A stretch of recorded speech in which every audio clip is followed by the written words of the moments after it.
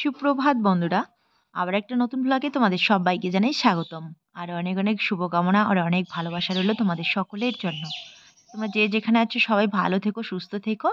আর তোমাদের আশীর্বাদ ও ভালোবাসায় আমরা মোটামুটি ভালো আছি। তো আজকে হলো শনিবার আর এখন বাজে সকাল 7:30। তো দেখো প্রকৃতির রূপটা কিভাবে পাল্টে যাচ্ছে। চারিদিকে খা খা লাগছে, পাখির কোলাহল, কিচিরমিচির শব্দ, সব যেন মিলিয়ে একটা অন্যরকম প্রকৃতি লাগছে। চারিদিকে এখন শুধু দেখতে পাবে ধুলো আর ধুলো আমাদের এদিকে। কবে একটু বৃষ্টি হবে তখন একটু শান্ত হবে পরিবেশটা। আর এখন দেখো খা খা লাগছে, একটু রৌদ্রের ঝলক দেখা দিয়েছে। তো কুয়াশা কুয়াশা ভাবটা কিন্তু এখনো দেখা যায়, দেখা গেলেও ঠান্ডা কিন্তু অনেকটাই কমে গেছে। তবু সোয়েটার গায়ে দেওয়া আছে আমার, হালকা হালকা ঠান্ডা লাগে। তো কাজ করতে করতে কিন্তু পরে আর ঠান্ডা লাগে না আগের মতো। কিছুদিন আগে একদম এত ঠান্ডা ছিল, হাত পা একদম মনে হয় খুলে খুলে পড়ে যায় এরকম অবস্থা। কিন্তু সেরকম ঠান্ডাটা কিন্তু এখন আর নেই। তো কেমন আছো বন্ধুরা তোমরা সকলে? আশা করি ভালো আছো। আর তোমাদের আশীর্বাদ ও ভালোবাসায় আমরাও ভালো আছি। তো চলো সঙ্গে থেকো, আজকের ব্লগটা এখান থেকে শুরু করছি। আর আজকে তোমাদের সাথে কি শেয়ার করতে চলেছি হয়তো তোমরা টাইটেল দেখে বুঝতেই পারছো। কয়েকদিন ধরে একটা কমেন্ট আসছে কিন্তু আমি রিপ্লাই দিচ্ছি না, তো ভাবলাম আজকে বলেই দেই। তো চলো বন্ধুরা সঙ্গে থেকো, পুরো ভিডিওটা স্কিপ না করে।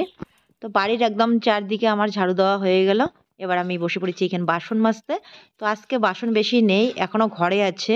ভাত সবজি এই সমস্ত কিছু আছে, তো সেজন্য বেশি বাসন বের হয়নি।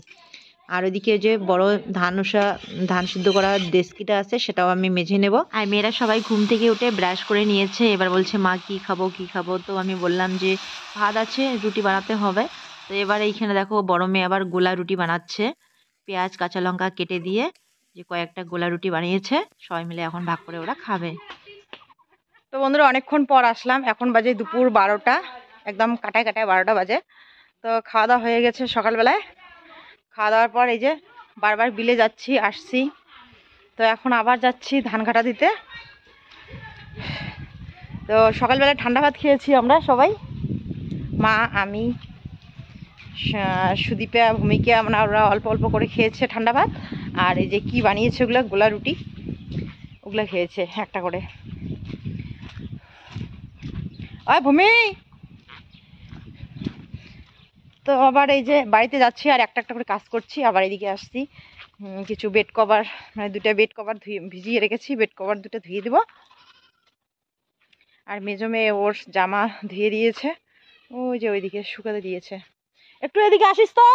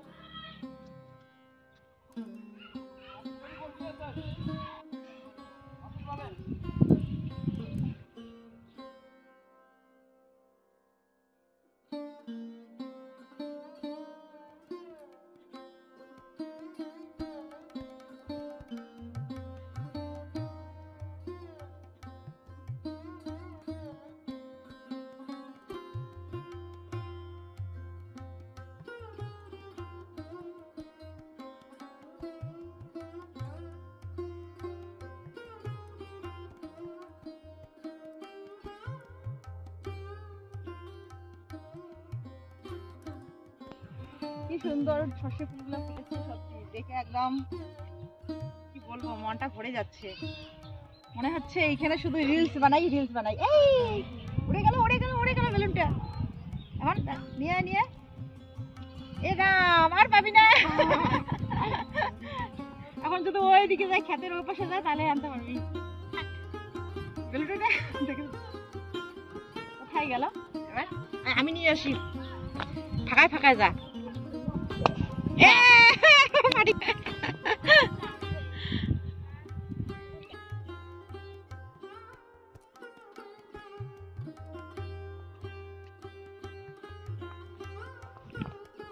ঠিক আছে,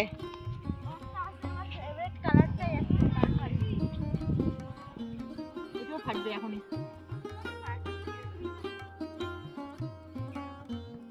সত্যি এত সুন্দর এই যে সর্ষে ক্ষেতটা দেখে একদম মনটা ভরে যাচ্ছে। তো এইখানে এই যে দুটো রিলস বানালাম, অবশ্যই পরে তোমরা পাবে। কেমন লাগছে তোমাদেরকে সর্ষে ক্ষেতটা দেখতে অবশ্যই জানিও। আর এদিকে ধান ঘাটা দিচ্ছি আর এইখানে রিলস বানাচ্ছি। তো চলো এবার ধানটা মনে হয় শুকিয়ে যাচ্ছে। দেখো অনেকক্ষণ ধরে ধান কাটা দেওয়া হয় না, আমি এখন গিয়ে ধানটা কাটা দেবো মাকনে।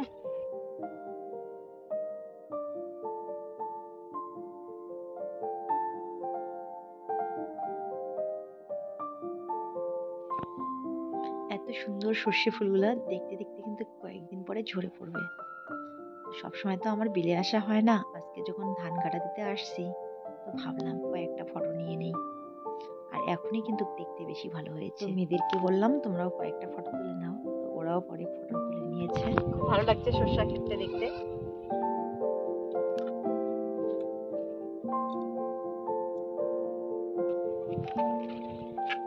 Love you.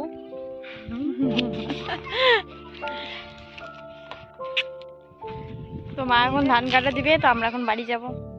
এখান থেকে যেতে ইচ্ছে করতেছে না, এই দেখো মার কাণ্ড। ধাওয়া দিবে।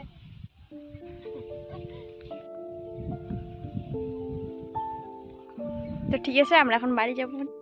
আমাদের ক্ষেতের এদিকে চলে আসলাম। সকালবেলায় এক কাকু গিয়ে বলেছিল যে আলু খেতে জল দেবে আমাদের মোটর দিয়ে। তো সকালবেলা একবার এসে ঘুরে গিয়েছিলাম, তখন আসেনি। তো মেজো মেয়েকে পাঠিয়ে দিলাম, ও বলছে হ্যাঁ কেউ জল দিচ্ছে। তখন কে জল দিচ্ছে সেটা জানি না। এদিকে যে পিসে ওরাও জল দেয় পাইপ দিয়ে, চায়না কাটছে। তো এদিকে এই যে এসে এখন দেখি এই যে কাকু ওরা জল দিচ্ছে। ওকে বলছিলাম যে কোন দিকে জল দিচ্ছে, ও দূর থেকে দেখেছে তো বলতে পারছিল না। তো সেজন্য আমিই চলে আসলাম। এই যে আলু খেতে জল দিচ্ছে। চলো একটু কথা বলে নেই কি হিসাবে জল দেবে আর কি। হ্যাঁ আমার তো যাওয়ার সময় হয় না, ধান দিছি না, এই যে ধান কাটা আমার বাড়িতে দিয়ে আসেন, আপনি দিয়ে আসেন বাড়িতে। আমি তো বাড়ি থেকে বাইরে হওয়ার সময় পাইনি না, যে ধান দিছি মেয়েকে ওইখানে দাঁড়ায় রেখে আমি এদিকে আসলাম।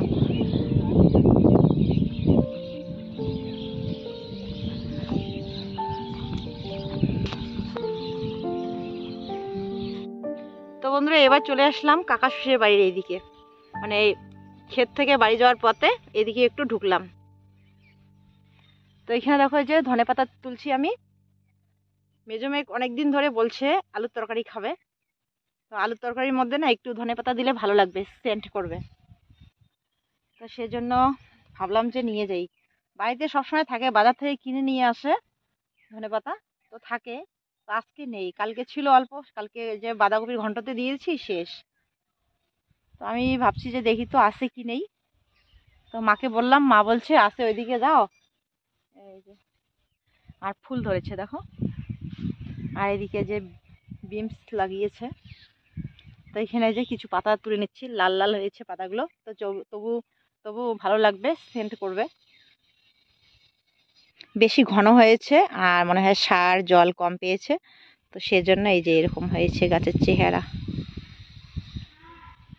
ফুল ধরেছে, কি হাওয়া বইছে। মেয়েকে বললাম যে আমি ওইদিকে খেতের ওইদিকে যাচ্ছি, ধানটা যেন একটু খাটা দেয়।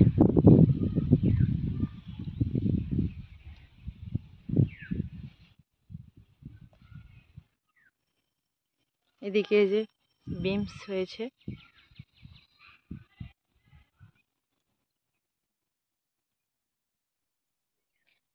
তো এই যে দেখো বন্ধুরা, লাপাস শাকের গাছটা একদম কত বড় হয়েছে, পাতাগুলো কত বড় বড়। যেদিকে ফুল আসছে,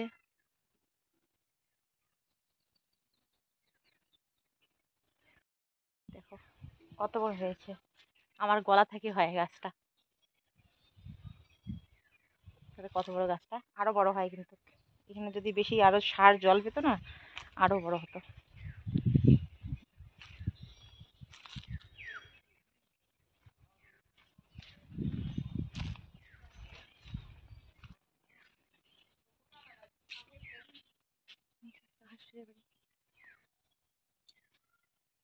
মা নীলুম ফুল ধরছে এলে হবে ডাল আলুর ডালের দুমো কেন তো আজকে তো মা বিলে ধান শুকাতে দিয়েছে, তাই রান্নাটা আজকে আমিই করেছি। তো কি কি রান্না করেছি সেটা তো তোমাদের সঙ্গে শেয়ার করা হয়নি, কারণ মা মোবাইলটা নিয়ে গেছিলো, কাজ করতেছিল ওখানে। তো মা এখন স্নান করতেছে, চলো তোমাদের সঙ্গে রান্নাটা আমি এখন শেয়ার করি। তো এখানে আলুর ঝোল রান্না করেছি, আর এদিকে বেগুন ভাজা। তো ঠাম্মার খাওয়া শেষ, সবার খাওয়া শেষ, শুধু আমি আর মা বাকি আছি। আর দিদি তো টিউশনে গেছে। তো আলুর ঝোলটা দারুণ একটা স্মেল বেরাচ্ছে।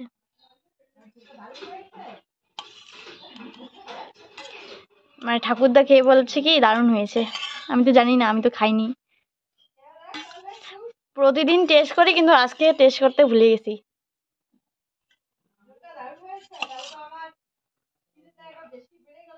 তো বন্ধুরা এখন বাজে বিকেল 4:30। তো এবার এই যে ধানগুলো বিল থেকে বাড়িতে নিয়ে এসে স্নানটা সেরে নিলাম। আর মেয়ে আমার জন্য ভাত রেডি করেছে, তো চলো তাড়াতাড়ি খেয়ে নেই। আমার অপেক্ষা করে এখানে মেয়ে বসে থাকতে থাকতে এই যে খাওয়া শুরু করেছে। আজকে নাকি আলুর ডাল দারুণ টেস্টি হয়েছে, ওর ঠাকুরদাদা বলছে। চলো খেয়ে দেখি কিরকম হয়েছে আলুর ঝোল।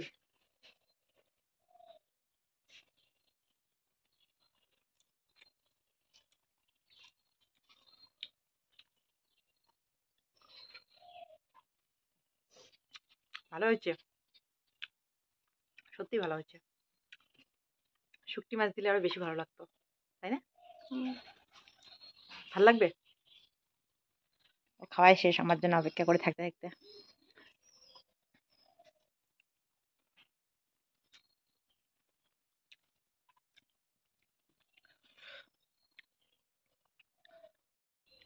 তো চলো তাড়াতাড়ি খেয়ে নেই, মোবাইলে আবার চার্জ নেই, চার্জে বসিয়ে দিব এখন। না, চার্জে বসিয়ে দিয়ে তো খেতে পারতাম রে। তো খাওয়া দাওয়া করে এখানে বসে পড়েছি, মোবাইলটা চার্জে দিয়েছিলাম, তো এখানে বসে বসেই ভিডিওটা পাবলিক করলাম। আর এবার এদিকে টিউশন থেকে বড় মেয়ে চলে আসছে, এসে দেখো এই যে বেলুন ফুলাচ্ছে, বেলুন বলছে এগুলো খুলে খুলে রেখে দিবে, এগুলো নাকি বংশবৃদ্ধি হবে। সন্ধ্যায় হয়ে গেল, দেখো এদিকে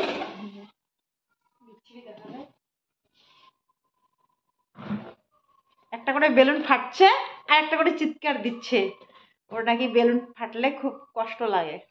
তো আসলে আমার মোবাইলে মেমোরি ফুল হয়ে গেছে, বারবার একটু করে ভিডিও ডিলিট করতে হচ্ছে আর ভিডিও শ্যুট করতে হচ্ছে।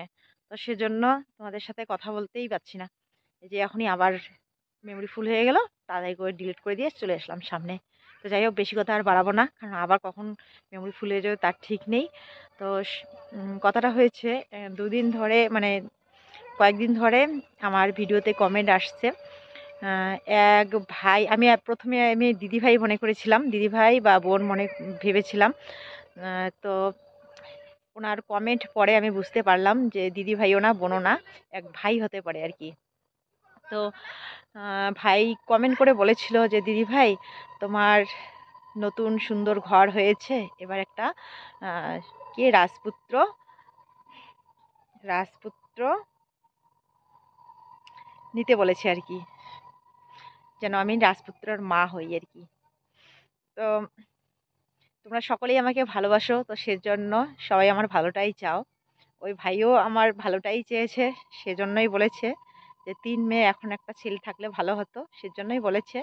আর যারা আমাকে বলছো যে দিদিভাই আর বাচ্চা নিও না, আহ, ছেলে ছেলে সন্তানের আশা করে আর বাচ্চা নিও না, যারা এভাবে বলছো তারাও আমাকে অনেক ভালোবেসেই বলছো। তো সবাই আমাকে ভালোবাসো। তো এইদিকে আর ভালোবাসো বলেই আমার পাশে আছো তোমরা, আমাকে অনেক রকম বুদ্ধি পরামর্শ দিচ্ছ। তো আমি কমেন্টের রিপ্লাই এখনো দেইনি, ভাবছি কি বলবো। মানে কিভাবে বোঝাবো আমি বুঝতে পারছি না, সেজন্য কিন্তু কমেন্টে রিপ্লাই দেইনি। তো ভাবছিলাম যে ভিডিওর মাধ্যমে একদিন আমি বলবো, কিন্তু জানি না কখন আবার কেটে যায়, বলতে পারি কি পারি না। তো যাই হোক, তো অনেক বোন অনেক দিদিভাই বলেছো যে ছেলের আশা করে আর বাচ্চা নিও না। তো সত্যি কথা বলতে আমি চাইলেও আর নিতে পারবো না, সম্ভব না। এই যে চলে আসলো মেয়ে, আর মনে হয় বলা হবে না। কি কেন ডাকতেছিস? নাচে গিয়ে কি কথা ছিল? কেন ডাকছিস? আমার ভিডিও মোবাইল ফুল হয়ে যাচ্ছে। যাও সন্ধ্যা প্রদীপ দাও, যাও। সন্ধ্যা প্রদীপ দেওয়ার জন্যই তো। যাও তো দিয়ে এসো, যাও। হ্যাঁ, তুই দেবো। না তুমি দাও। যাও যাও যাও যাও, সন্ধ্যা প্রদীপ দিয়ে আসো, যাও মাসিদেরকে মামাদেরকে হাই করে দিয়ে চলে যাও। হাই। যাও এখন সন্ধ্যা প্রদীপ দিয়ে যাও, যাও।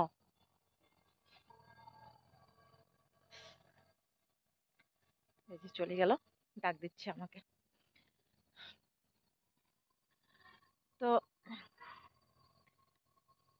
কেন আর আমার মা হওয়া সম্ভব না, সেটা যদি পারি আমি ভয়েসে পরে বলে দেব।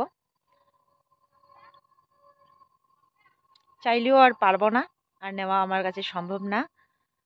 আর আমি 3 মেয়েকে নিয়েই এখন আমি খুশিতে আছি। 3 মেয়েকে নিয়েই আমি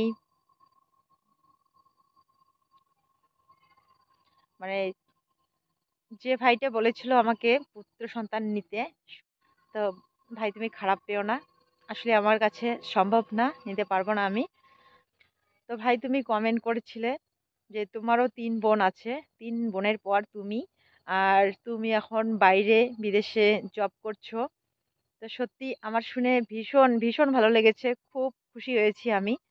যাই হোক, 3 বোনের পর একটা ভাই আসছে, আর ভাই এখন নিজে পায়ে দাঁড়িয়েছে।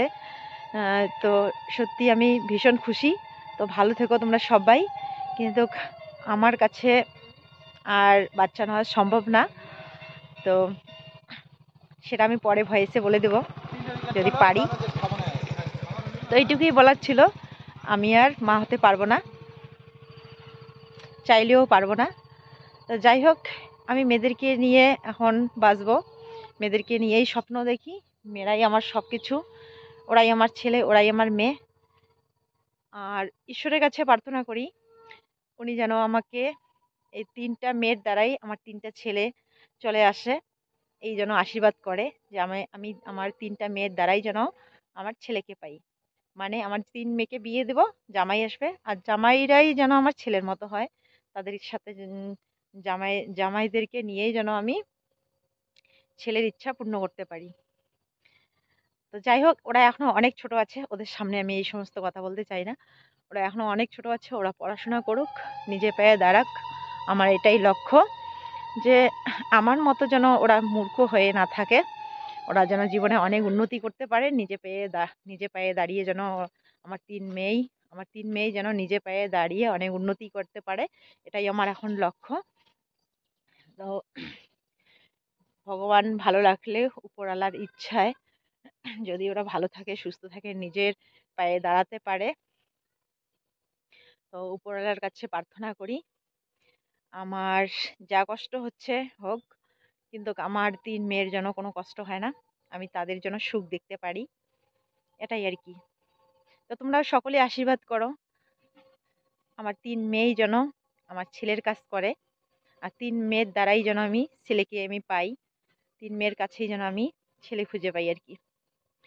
তোমরাও এটাই আশীর্বাদ করো, সবাই আশীর্বাদ করো, দোয়া করো। তো চলো, আজকের জন্য ব্লগটাকে এখানে শেষ করছি, কাল ফিরে আসছি আবার নতুন একটি সুন্দর ভিডিওর সাথে। ততক্ষণে তোমরা সবাই খুব ভালো থেকো, সুস্থ থেকো, সাবধানে থেকো। টাটা। আর কেউ রাগ করো না, তোমাদের কাছে এটাই অনুরোধ করব, যেভাবে ভালোবাসে আমার পাশে আছো এভাবেই থেকো। সন্ধ্যা হয়ে যাচ্ছে, তো সেজন্য একটু বাইরের এদিকে চলে আসলাম, ওদিকে অন্ধকার লাগছে। তো দেখো এই যে সন্ধ্যার পরিবেশটা। টাটা।